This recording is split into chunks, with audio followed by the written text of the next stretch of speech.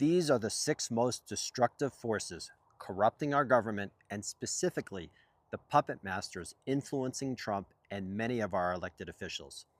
Once you truly understand this, anytime you see something in the media or on social media, you will know who's actually pulling the strings or when it's Trump himself. And if you think these groups will lose their influence if the Democrats take power, I'll tell you at the end of this video why I think it's a mistake to think that. The first group at the top is the WC nationalists, the religious radicals. The head of the snake of these two groups is the Heritage Foundation and the Federalist Society. Every time you hear something related to Project 2025, culture wars, or immigration, it's because of this group. They want to turn America into a religious state, meaning they want to tell you how to think and how to behave. They do not respect the Constitution, that it's a secular document based on the freedom of religion, and they are hijacking the Christian faith for a perverted view of Christianity. At the top right, you have the pro-is-zeists. They are deeply embedded into all aspects of our government and have agents throughout both parties. Their funding in our elections ensure that elected officials represent the interests of the J state. They will do everything possible to manipulate our government to support Israel under any circumstance. And at the top left, you have the tech billionaires, what I often refer to as the dark MAGA mafia, led by the likes of Peter Thiel, Elon Musk, and others. These are a group of Silicon Valley tech billionaires who control technology, media, and vast concentrations of wealth. They follow a theory called Dark Enlightenment, or the neo-reactionary movement, promoted by a creep named Curtis Yarvin.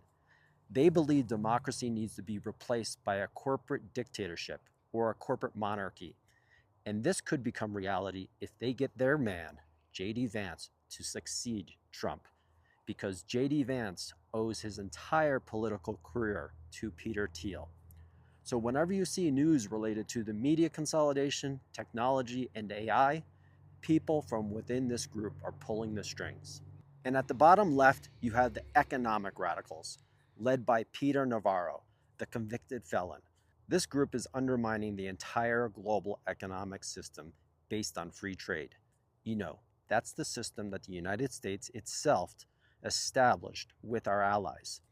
This group is responsible for imposing tariffs and using them as an economic weapon. They are the people who are responsible for rising costs, lack of affordability, and inflation. And make no mistake, they will leave a wake of economic destruction in their path. And at the bottom right, you have a group of foreign states who are actively trying to leverage the United States government to serve their best interests. Russia is leveraging players like Steve Witkoff, Thomas Massie, and many other congressional representatives who are acting as agents to serve Russia's agenda, which of course is to divide America and stop us from supporting Ukraine. Then you have a group of Middle Eastern states, Saudi Arabia, Qatar, and the United Arab Emirates. All of these countries have been colluding with the Trump family, think Jared Kushner, to create special deals that benefit those countries and enrich members of Trump's inner circle. If it's related to the Middle East and corruption, one of these players is involved along with Trump and his family. Then in the center, you have Trump himself, the puppet, the distractor-in-chief, or the grifter-in-chief. He is completely void of moral integrity and character, and it's exactly why he can be manipulated by all those forces. He is only concerned about making deals, and he will align himself with any group or entity that caters to his ego and to enrich himself.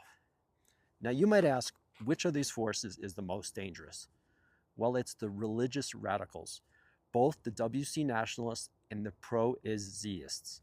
These groups follow deep and perverted ideologies that extend far beyond any group of individuals. They are extremely well funded, they have clear strategies, plans, and are executing those plans at the national and local levels. So what happens when Trump is gone? Will these forces lose their influence? Well, not exactly. The Heritage Foundation and the Federalist Society have caused incredible harm to our constitutional republic since the early 70s, and they will continue to have influence as long as they can continue to legally bribe our representatives and the courts through their lobbyists and super PACs. And the same can be said about the pro-Is faction and the tech billionaires. So now you know all the main forces influencing our government. And now that you know the common enemy is corruption of greed and money in the political system that allows these forces to survive. We are not a government for the people, by the people. And we all know government shouldn't be this corrupt.